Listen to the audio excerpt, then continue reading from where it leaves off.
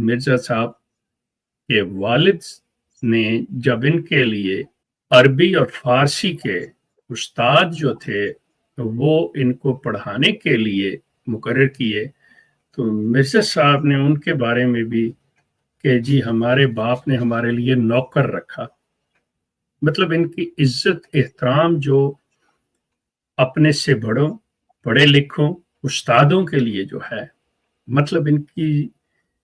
जुबान में, इनकी नज़रों में जो हकारत है दूसरों के लिए, चाहे वो रुतबे में कोई भी शख्स हो, ये किसी भी सिविलाइज्ड, किसी पढ़े लिखे, किसी मुहज़्ज़ब इंसान का ये रवैया नहीं होता। अब आप कहेंगे कि जी चूंकि मैं मिर्जा साहब को मानता नहीं तो मैं इसलिए, लेकिन आप थोड़ी देर के लिए गौर कर ले मेरी बात पे। अगर आपको लगे कि मैं गलत कह रहा हूँ, you are most welcome to correct me, कि क्या ये शुरफा के घर का तर्ज गुफ्तगू होता है, ये अंदाज है उनका? सवाल ही पैदा नहीं होता। ये वो तकब्बर, ये वो जुहला जो होते हैं, उनका अंदाज है। और मादरत के साथ मिर्जा साहब ये जो बातें लेके चलते हैं कि जी हम पता नहीं कितने गांव के मालिक थे, हम रईसान कादियान थे, यकीन करें कि ये खुद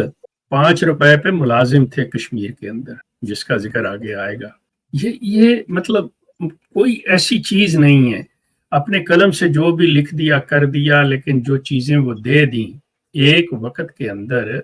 जिस वक्त मिर्जा साहब भी पैदा भी नहीं हुए, इनके दादा, मिर्जा साहब के दादा की बात कर रहा हूँ और उनके आगे वालिद की बात कर रहा हूँ,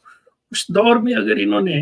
अंग्रेज की चापलूसी की, अंग्रेज की खुशामदें की और उसके इवज में इन्हें अगर कुछ मिल गया, तो इन्होंने अपनी मेहनत से या किसी ऐसी चीज से तो कोई चीज नहीं बनाई हुई जिससे ये रईसान बन सके। लेकिन बहरहाल अपना कलम इनके हाथ में, अपने आप को जो भी कहना चाहें वो कह ले।